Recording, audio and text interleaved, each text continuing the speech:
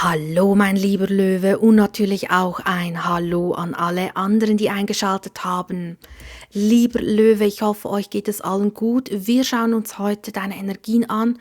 Was steht für dich bereit? Was möchte sich dir zeigen? Lieber Löwe, denk daran, das ist eine allgemeine Legung. Das heißt, nicht jede Botschaft wird wahrscheinlich für dich sein. Ist auch völlig in Ordnung. Nimm deshalb nur das an, was zu dir gehört. Lieber Löwe, dann würde ich sagen, starten wir doch. Lieber Löwe, was ist zurzeit wichtig für dich? Wo darfst du hinschauen? Was solltest du wissen? Lieber Löwe, was ist wichtig für dich? Lieber Löwe. Oh, das ist spannend. Ui. Ich finde diese Karte immer so spannend, aber sie ist auch herausfordernd. Und zwar triff eine Entscheidung. Eine Entscheidung zwischen zwei Welten. Für welche Welt entscheidest du dich? Ich hoffe, man sieht's. Triff eine Entscheidung. Was haben wir hier? Von höherer Warte. Ja, ich nehme wahr, etwas ist wichtiger, als du denkst, als du effektiv wahrnimmst. Vielleicht ist dein Können wichtiger, als du denkst, oder vielleicht ein Talent oder ein Vorhaben. Ich sehe, dass die Karte dich dazu ermutigt, bald eine Entscheidung zu treffen. Und ich glaube, die Richtung hat sich dir eigentlich schon gezeigt, oder die Entscheidung oder die Antwort. Wenn du ganz, ganz ehrlich bist, ist eigentlich in deinem Herzen die Entscheidung schon gefallen. Die Entscheidung vielleicht zwischen zwei Menschen, die Entscheidung zwischen zwei Berufen oder was auch immer, zwischen zwei Wege. Und eigentlich weißt du, was dein Weg ist.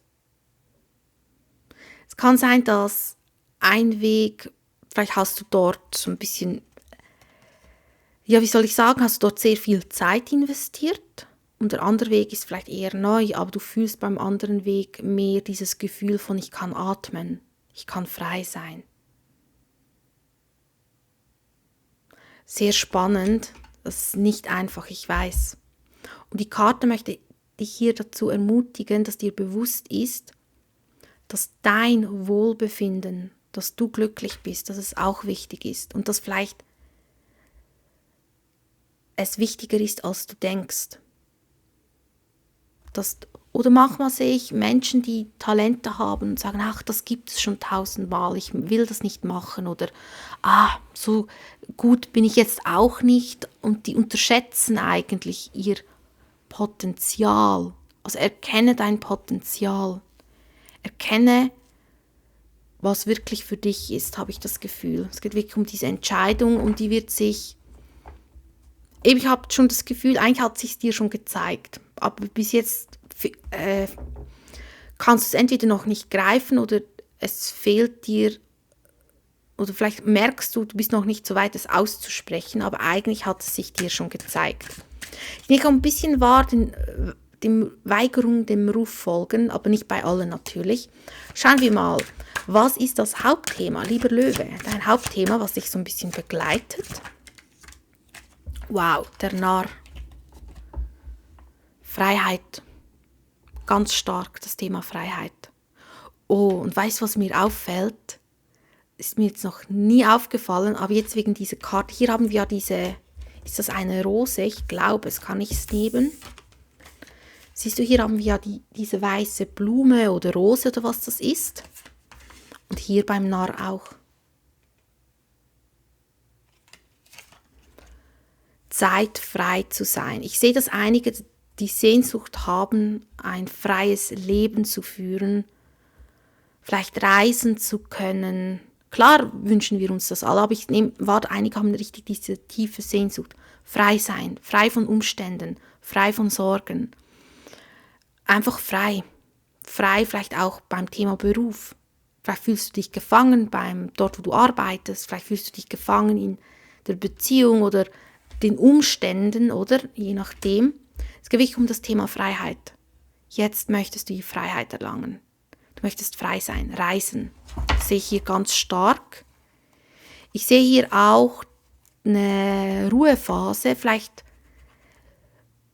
hattest du eine Ruhephase oder du merkst, dass diese Phase immer noch ab und zu kommt, diese Rückzugsphase.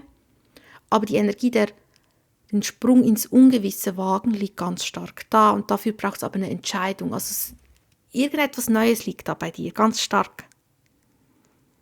Etwas ganz, ganz Neues. Schauen wir mal, der Narr, lieber Löwe. Der Narr. Ja, ich glaube, das ist schon länger ein Thema, aber du hast schon lange einen Widerstand gefühlt oder du merkst ab und zu immer noch einen Widerstand, das anzugehen. Vielleicht weißt du nicht, wie du das angehen sollst oder du hast das Gefühl, es geht nicht, warum auch immer, weil es halt eine Komfortzone ist, die du verlässt. Schauen wir mal, was ist denn die Herausforderung, lieber Löwe? Die Herausforderung, die dich daran hindert, frei zu sein. Ja, diesen Cut. Oder es ist halt wie, wenn du in einem Käfig bist, aber der Käfig ist nicht abgeschlossen. Damit du frei bist, musst du dem Käfig auf Wiedersehen sagen. Und vielleicht ist der Käfig auch eine Art Komfortzone geworden, obwohl du den Käfig eigentlich gar nicht magst. Ich weiß, es ist immer so paradox, aber es passiert schneller, als wir denken. Und ich sehe das die ganz große Herausforderung, einen Cut machen, etwas zu beenden. Hier möchte ein Cut kommen zu irgendeinem Thema, es können auch Glaubenssätze sein, aber es ist schwierig, es scheint so, als suchst du vielleicht noch Lösungen, wie du das vereinen kannst, diese zwei Welten, aber ich muss dir ganz ehrlich sagen, ich habe das Gefühl, du kannst es nicht vereinen, eigentlich weißt du es. Schauen wir mal, 10 der Schwerter. Ja, offene Kommunikation, die eigene Wahrheit finden. Vielleicht hast du auch Mühe damit, die eigene Wahrheit leben, die Wahrheit finden oder einfach du sein. Die Sehnsucht nach diesem inneren Ausdruck oder der Narr, der lebt den inneren Ausdruck, ohne sich darüber Gedanken zu machen, was denkt mein Umfeld, was denken meine Familienmitglieder, was auch immer. Die sind wirklich frei von Sorgen, frei von Verstrickungen und das liegt ganz stark da. Also hier wirklich als Herausforderung ehrlich zu sein, ehrlich zu sich selbst. Keine Angst haben vor Wahrheit, vor dem Aussprechen der Wahrheit. Vielleicht ist hier noch eine Kommunikation offen, das wird wie so ein bisschen hingezogen. Also hier getrau dich wirklich Stück für Stück in deinem Tempo deine Wahrheit zu finden und auch auszusprechen. Was kommt sonst noch, Löwe? Was kommt sonst noch? Bube der Schwerter hatten wir vorher schon. König der Schwerter, sehr kopflastige Energie. Also wir haben 5 der Stäbe, Bube der Schwerter, 3 der Kelche, die Sonne und 2 der Münzen. Ja, ich sehe hier Widerstand, Konflikte, vielleicht auch Uneinigkeiten, dass vielleicht du möchtest in dieser Welt leben und dein Gegenüber möchte aber eine andere Welt leben. Ich sage das jetzt nur so metaphermäßig, du weißt sicher, was ich meine. Das ist wie wenn jemand sagt, ich möchte auf dem Berg leben und du sagst zum Beispiel, nein, ich möchte am Meer leben. Und ja, ein bisschen schwierig, ich habe noch nie ein Meer gesehen, was irgendwie ganz hoch in den Bergen ist. Oder so ein bisschen wie zwischen zwei Welten, man kann das nicht vereinen. Man kann vielleicht in der Mitte leben, aber möchte man das? Da müssen beide auf den Herzenswunsch verzichten. Irgendwie Konflikte könnten hier kommen, auch berufliche Konflikte. Ich sehe hier so ein bisschen, dass man sich behaupten muss und auch sich ein bisschen mehr für sich auch einsetzen soll. Also hier ganz wichtig, setze dich für dich ein, für die Prinzipien, die dir wichtig sind, aber nicht für unnötige Dinge. Also verschwende deine Energie nicht für unnötige Dinge, weil 5. Stäbe kann manchmal die Energie für unnötige Dinge verschwenden. Nicht über unnötige Dinge diskutieren. Dann lass es sein. Ich sehe auch, dass hier eine Art Information kommt oder ein Bescheid, könnte auch auf ein Thema Weiterbildung hindeuten und dass hier etwas gelingt. Schauen wir mal.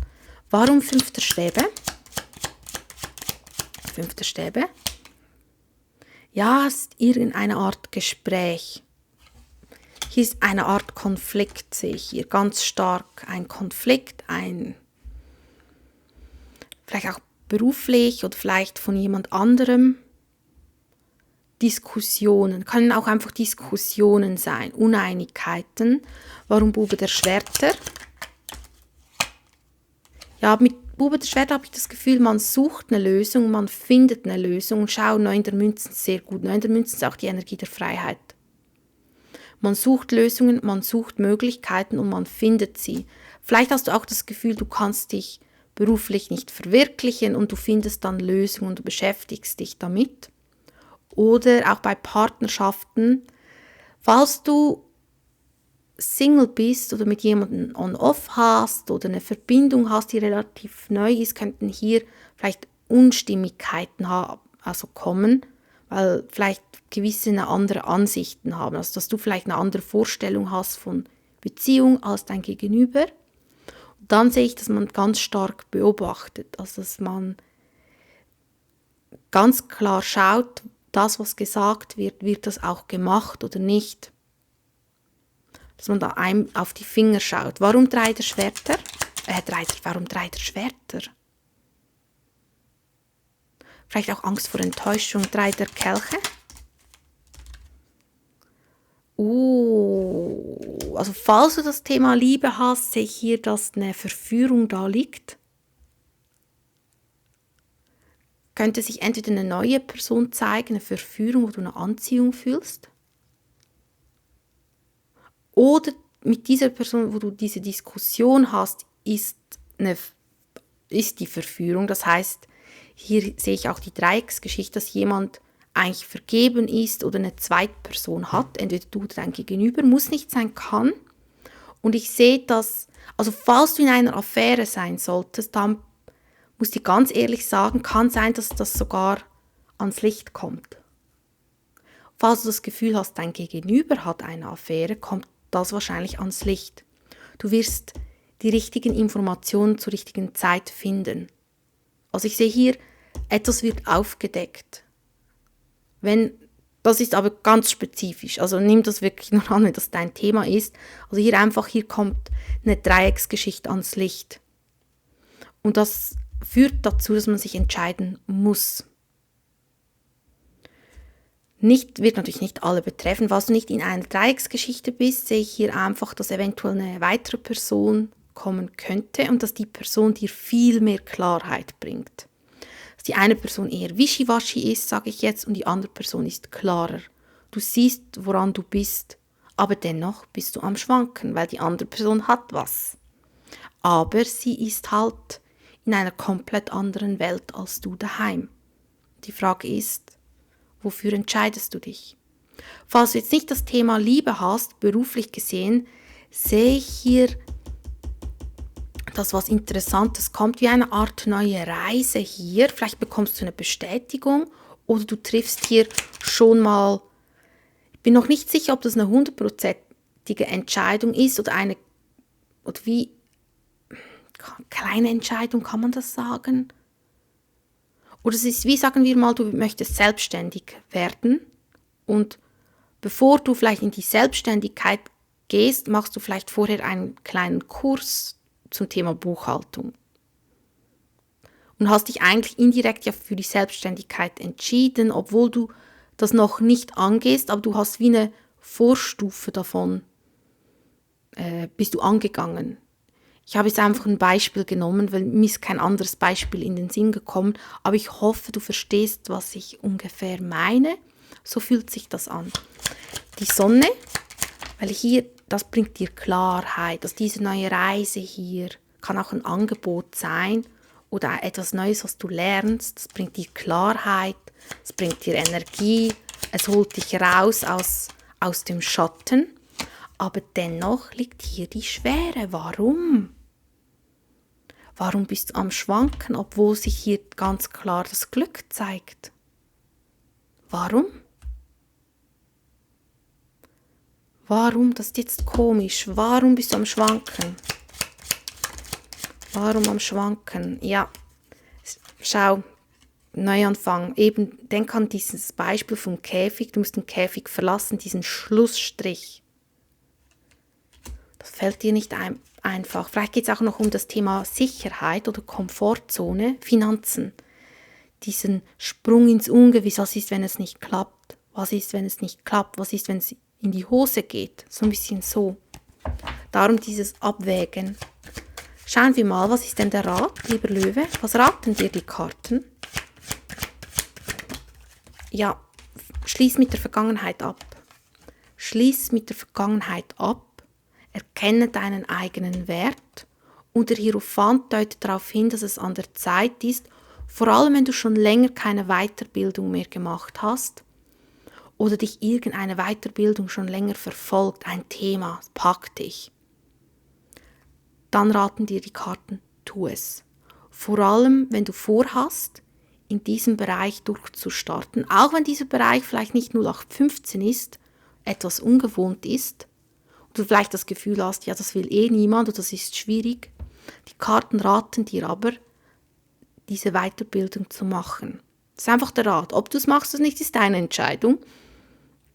Also hier, ansonsten sehe ich, der Hierophant sagt auch immer, es ist Zeit für die nächste Ebene, auch liebestechnisch. Also wenn du in einer Verbindung bist, wenn du in einer Beziehung bist, es ist Zeit für die nächste Ebene. Also die Beziehung darf wirklich ein bisschen fester werden, gefestigter werden und ihr dürft zusammen die Vergangenheit endlich abschließen, weil für euch liegt was Neues da, vor allem wenn ihr in einer Beziehung seid.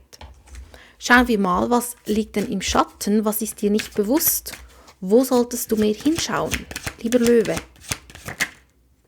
Oh, 6. Kelch, wo sollst du mehr hinschauen? Der Mond, auf deine Träume, nehme ich wahr. Falls du dich für das Thema Astralreisen interessierst, vertiefe dich dort. Falls du dich für das Thema Traumdeutung interessierst, vertiefe dich dort. Für das Thema Kunst und für das Thema Intuition. Ich nehme auch wahr, dass du hier auch den Fokus halten darfst bezüglich irgendetwas aus der Vergangenheit ist für das Jetzt wichtig. Aber etwas Schönes aus der Vergangenheit, weil 5. Schwerter hier ist ja das Negative aus der Vergangenheit, dieser Frust. 6. Kelch ist eher im Gegenteil. Etwas, was man vermisst, etwas Schönes, was einem schönes Gefühl gibt. Kann auch etwas aus der Kindheit sein. Was oder welchen Traum hast du aufgegeben oder zur Seite gestellt? Könnte auch darum gehen. Hol das wieder hervor, etwas aus der Vergangenheit, irgendein altes Ziel, ein alter Traum. Und vielleicht hat auch dieser Traum, ja, oder vielleicht ist es jetzt an der Zeit, dass du diesen nochmals betrachtest und herausfindest, gehört das noch zu mir oder welchen Teil davon gehört noch zu mir? Vielleicht kannst du den auch erfüllen. Ja, das waren die Karten, lieber Löwe. Ich wünsche euch alles Liebe und alles Gute und bis zum nächsten Mal. Ciao.